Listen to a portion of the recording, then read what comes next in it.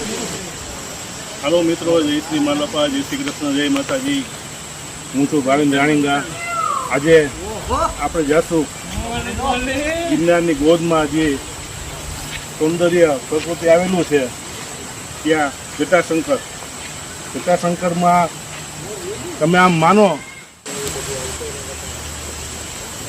आप आड़े जासू तमने गुजरातनु जे फॉरेस्ट एरिया में आवेलू है जटाशंकर એ ગિરનારની બાજુમાં જ આવેલું છે ને ત્યાં કુદરતી સૌંદર્ય તમને જોવા મળશે।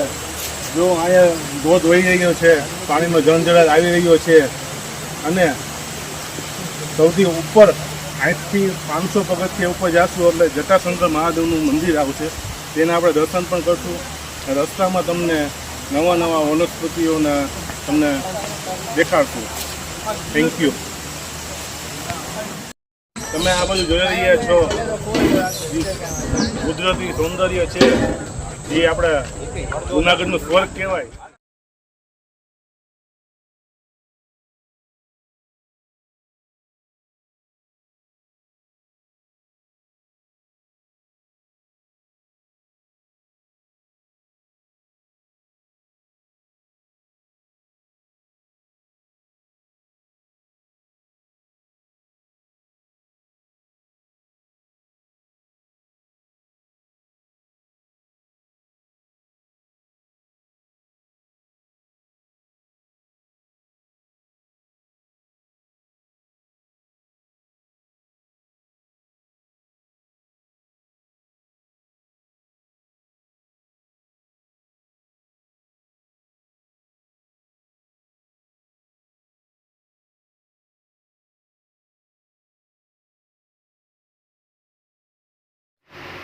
અહીં આપણે ઉપર પહોંચી ગયેલા છીએ ને સામે આ બાજુથી આપણે જટાશંકર તરફ જવાનો રસ્તો છે ને આ પથરા ઉપર એરો મારેલો છે અને નામ લખેલું છે એ તમે જોઈ શકો છો।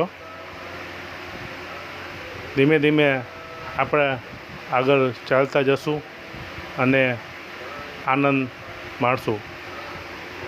આ બાજુ જે દેખાડું એ બાજુથી ગિરનાર જવાનો રસ્તો છે। 3000 પગથિયા છે।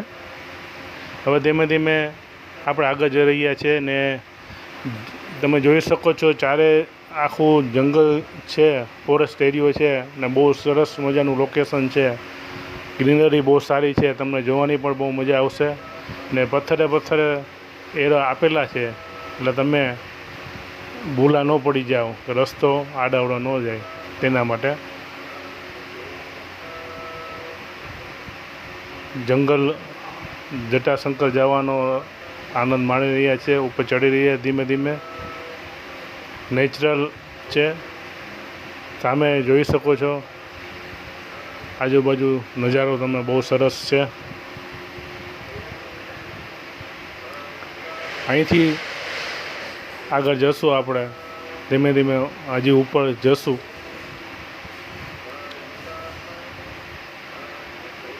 મિત્રો સામે જોઈ રહ્યા છો જટાશંકર મહાદેવનું મંદિર દેખાઈ રહ્યું છે। અમે પહોંચી ગયા છે। ધીમે ધીમે આપણે હવે ત્યાં જશું દર્શન કરવા મહાદેવના। હર હર મહાદેવ।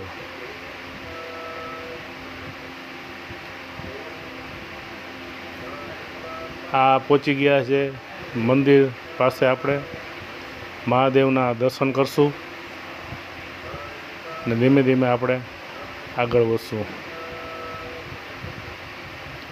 હર હર મહાદેવ। જય જટાશંકર મહારાજ કી જય।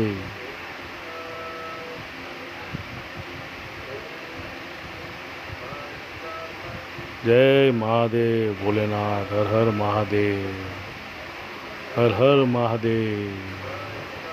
હર હર મહાદેવ। હર હર મહાદેવ।